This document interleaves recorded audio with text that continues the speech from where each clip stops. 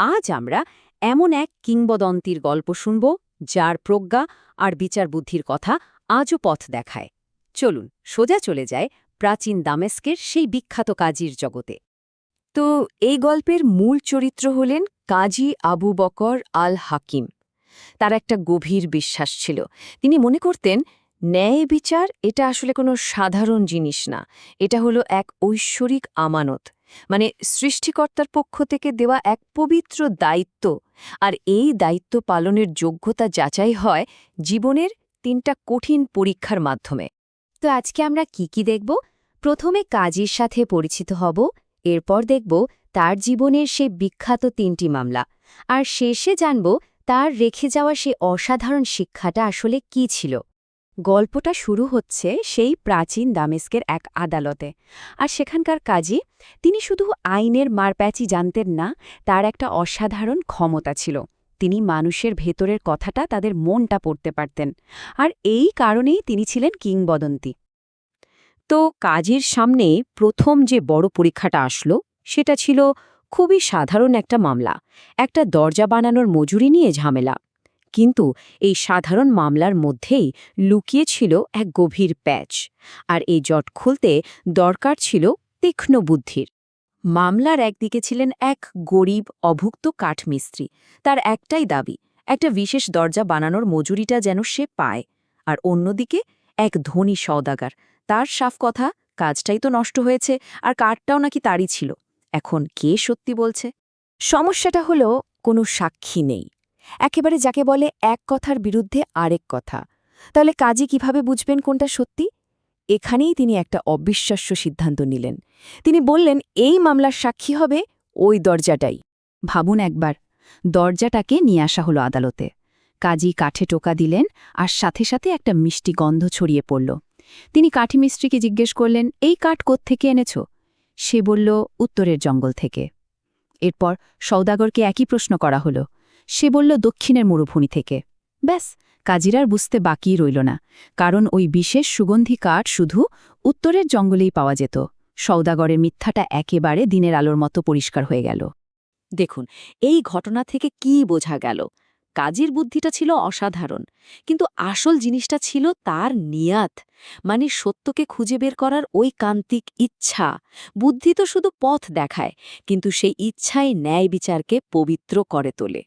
প্রথম পরীক্ষায় তো কাজী বুদ্ধি দিয়ে জিতলেন, কিন্তু পরের মামলাটা ছিল আরও জটিল। এখানে বুদ্ধি বা যুক্তির কোনো জায়গা ছিল না, এটা ছিল বিশ্বাসের পরীক্ষা, মানে ইমানের পরীক্ষা। যখন চোখের সামনে কোনো প্রমাণ থাকে না, তখন বিশ্বাসী হয়ে ওঠে একমাত্র ভরসা। এবার আদালতে এলেন এক এতিম মহিলা। তার একমাত্র সম্বল বাড়িটা হাতছাড়া জোগাড়। এক লোক ২জন সাক্ষী নিয়ে হাজির। তার দাবি, মহিলা নাকি তাকে বাড়িটা বেচে দিয়েছে। আর মহিলার কাছে সৃষ্টিকর্তার উপর বিশ্বাস ছাড়া আর কিছুই ছিল না প্রমাণ হিসেবে। এখানেও কাজী এক দারুণ চাল চাললেন। তিনি দেখলেন সাক্ষীদের কথায় কেমন যেন গরমিল। তখন তিনি মহিলাকে এমন একটা প্রশ্ন করলেন যা কেউ কল্পনাও করতে পারেনি। তিনি জিজ্ঞেস করলেন, এই বাড়ির ইটগুলো কোত্থেকে আনা হয়েছিল? ভাবা যায়, একটা ইটের প্রশ্ন, কিন্তু এই সাধারণ প্রশ্নটাই একটা অবিশ্বাস্য সত্যের দরজা খুলে দেয়। দেয়ালের একটা ইট সরাতে ভেতর থেকে বেরিয়ে এলো একটা দলিল, একটা ওয়াকফনামা। মহিলা স্বামী মৃত্যুর আগে বাড়িটা সৃষ্টিকর্তার নামে উৎসর্গ করে গিয়েছিলেন, যার মানে হলো এই বাড়ি কোনোদিনও বিক্রি করা যাবে না। দেখুন, কি দারুণভাবে সত্যের প্রতি বিশ্বাসী সত্যকে সামনে নিয়ে এলো। মামলা তো সেখানেই শেষ, আর সেই লোকটা আর তার মিথ্যা সাক্ষীরা লজ্জায় মুখ লুকানোরও জায়গা পেল না। বুদ্ধির পরীক্ষা হলো, ইমানের পরীক্ষাও হলো। এবার এলো সবচেয়ে কঠিন পরীক্ষা, একটা খুনের মামলা। আর সব প্রমাণ, সব আলামত, সবকিছুই একজন নির্দোষ যুবকের বিরুদ্ধে। এবার পরীক্ষাটা ছিল খোদ ন্যায় বিচারেরই। দৃশ্যটা একবার কল্পনা করুন, এক সওদাগরের লাশ পড়ে আছে, আর তার পাশে দাঁড়িয়ে এক যুবক, তার হাতে রক্ত। নিহতের ভাই তো সঙ্গে সঙ্গে মৃত্যুদণ্ড চেয়ে বসল।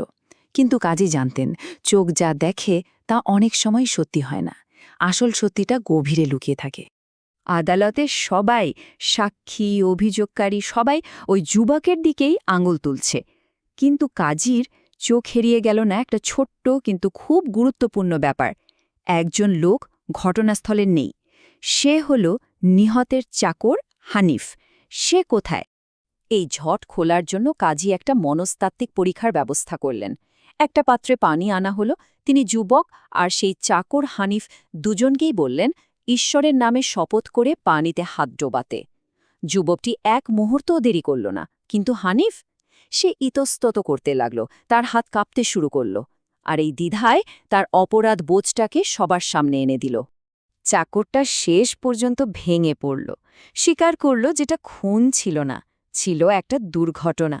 সওদাগর আর তার ভাইয়ের মধ্যে ঝগড়ার সময় এমনটা ঘটে গেছে, আর সে ভয়ে চুপ করেছিল। দেখুন, নীরবতাও কত বড় অপরাধ হতে পারে। কাজী রায় দিলেন নিহতের পরিবারকে দিয়াত বা রক্তপণ দিতে হবে, আর যারা মিথ্যা অভিযোগ এনেছিল তাদেরও শাস্তি হবে। এই ৩টা কঠিন পরীক্ষায় পাশ করার পর কাজীর জীবন আর তার কাজ ন্যায় বিচার ব্যাপারটাকে একটা নতুন অর্থ দিয়ে গেল। তার রেখে যাওয়া শিক্ষাটা হয়ে রইল অমর। ব্যাপারটা যদি আমরা সাজিয়ে দেখি তাহলে কি দাঁড়ায়? প্রথম পরীক্ষাটা ছিল বুদ্ধির, যা আমাদের চারপাশের জগতের সত্যিটা দেখায়। দ্বিতীয়টা ছিল ঈমানের, যা সেই অন্ধকারে আলো ফেলে যেখানে কোনো প্রমাণ নেই। আর তৃতীয়টা হলো ন্যায় বিচার, যা বুদ্ধি আর ঈমান দুটোকেই এক করে আর সৃষ্টিকর্তার ভয়কে পাথেয় করে চলে। অনেক বছর পর দামেস্কের সেই আদালতের দরজায় এই কথাগুলো খোদাই করে দেওয়া হয়। যেখানে বুদ্ধি থেমে যায় সেখানে ঈমান পথ দেখায়, আর যেখানে ঈমানও ক্লান্ত হয়ে পড়ে সেখানে ন্যায় বিচার হয়ে ওঠে সৃষ্টিকর্তার পবিত্র আমানত। ভাবুন, কাজীর শিক্ষাটা যেন শহরের আইনি ব্যবস্থার একেবারে ভিত্তিপ্রস্তরে গেঁথে দেওয়া হলো। অবাক করা ব্যাপার হল, এই শেষ বিচারের ঠিক পরের দিনই কাজীকে তার বিচারকের আসনে শান্তভাবে মৃত অবস্থায় পাওয়া গেল, যেন তিনি তার জীবনের কাজ শেষ করেই বিদায় নিলেন। তার টেবিলের উপর একটা চিরকুট পাওয়া গিয়েছিল, যেখানে লেখা ছিল, বুদ্ধি আমাকে পরিচয় দিয়েছে, ঈমান আমাকে আলো দিয়েছে, কিন্তু ন্যায় বিচার আমাকে আল্লাহর কাছে নিয়ে গেছে। এর চেয়ে বড় সারসংক্ষেপ আর কি হতে পারে? এটাই ছিল তার জীবনের আর এই গল্পের সবচেয়ে বড় শিক্ষা।